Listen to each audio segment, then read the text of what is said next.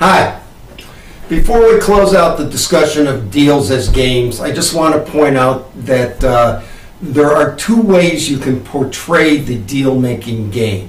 One way is in terms of cells, the other is a decision tree. So I'm going to quickly demonstrate this, and then there's lots of resources on the web that discuss this. It's discussed in my book, The Art and Science of Technology Transfer. I don't want to spend a lot of time going into detail, just enough so that you're aware that you can do it this way. Let me demonstrate it now. Okay, we can put a game in a box form pretty easily. Here's a 3-strategy game. Each party, there's 2 parties, so there's 3 strategies for 2 parties. One's a sale, one's a joint venture, one's a license. Again, we have sale, joint venture, and license. And we can calculate what the payoffs are to party 1 and put that there, and the payoff to party 2, put it there, and we got x1 and then x2, y2, and you get this populated with the payoffs calculated however you see fit to calculate it. Now, there's another way to depict this. Here's the deal. There's 3 options: a sale, a joint venture, a license. If I'm pursuing a license, there are 3 options here that have to do with both what I may do and under these, depending upon what I do. There's 3 options for the other guy to do something. The numbers don't have to be 3, I just happen to use that here. Notice that there's a certain probability, a certain likelihood of this happening. This has a 25% probability of happening. This has a 25% probability of happening. This has a 50% probability of happening. If I know as I go down and I calculate the probabilities out, I can also figure out the value at each node, because that's going to be the values times the probabilities coming up, and I figure that out, and I can figure out what the value at each node is as I work my way down the decision tree, so I can figure out which one of these paths all the way down to the end I want to take in order to do a deal. So that's how you can view it, either as a game in cells or you can view it as a decision tree. Really doesn't matter which way you go. Remember that not every node in the decision tree has to be a node at which somebody makes a decision. Some of these nodes down here or elsewhere on the decision tree may refer to events that will or will not occur. Will there be a recession, which will make it harder to do a license? If I'm looking for a joint venture, and will the interest rates soar? And if the interest rates soar, then the partner's less likely to have cash to invest in a joint venture. Things like that, which are beyond my control, but I can still take them into account in a decision tree. So anyways, that wraps up our initial discussion of games. I'm going to do a quick summary of the whole overview on the that we've done so far, and then we're going to move on to market research. Hi. As we close out this introductory part of our video training, where we're just trying to give you an overview of what commercialization is, I want to go back over what we've learned and then sort of wrap it up for you.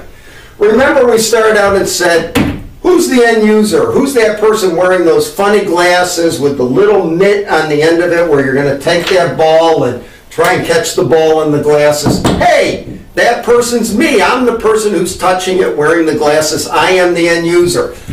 I know something about me. I know my education. I know my skill levels. I know a bunch of stuff about me, my capabilities, so on and so forth. If I'm doing a different thing, like I'm going in to manufacture a foam piece and I want to bring a new manufacturing technology into a factory where a bunch of factory manufacturing workers are going to use it with direct numerical control machinery, then I want to know who they are, what their skill levels are, things like that. I want to know what they're doing.